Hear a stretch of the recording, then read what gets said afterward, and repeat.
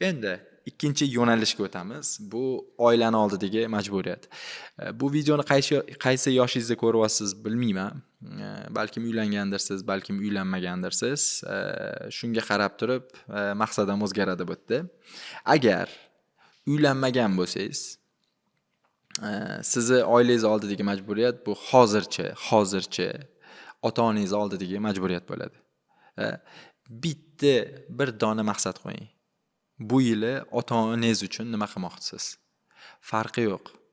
Oddiygina Amirsoyga olib chiqib dam oldirib kelmoqchimisiz? Sanatoriyaga jo'natmoqchimisiz? Pulingiz ko'proq bo'ladigan bo'lsa, haj nimasiga, safariga jo'natmoqchimisiz? Farqi yo'q. Bir dona maqsad yetadi. To'g'rimi? Orasida endi aytaylik, har hafta onangizni eslab turish, gul yuborib turish, u hamma narsa bo'lib ketaversin. Lekin uni maqsad sifatida yozolmang. Maqsad bitta bo'lsin. O'sha maqsadga qanaqa qilib bo'lsa ham erishaman. Masalan, aytaylik, onamiz sanatoriyaga dam olgani, aytaylik, yozda jo'natamanmi? Bo'ldi, o'sha yozga harakat qiling. O'sha onangizni sanatoriyaga jo'natib dam oltirishga. Endi ora-orada gul jo'natib turishda boya aytganimdek, o'z-o'zidan keladigan narsalar.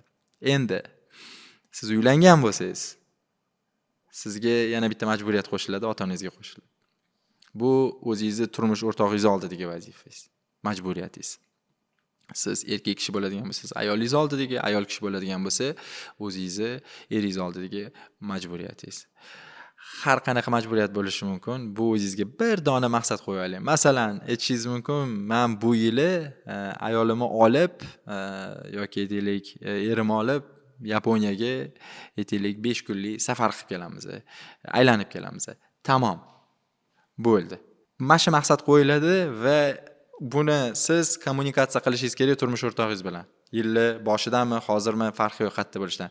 Bu yili biz nima qilib bo'lsa ham, Yaponiyaga 7 kunlik sayohatga borib kelamiz. Tamom. Va o'shanga ikkalovinglar ham harakat qilasizlar. Va bitta maqsad qo'yiladi. Ishoning, bu maqsadga erishilgan payti yoki aytaylik o'sha samolyotga chiqib Yaponiyaga qo'ngan paytinglarda qanchalar bir dona maqsad qo'yishni aytaylik kuchi borligini tushunib yetasiz.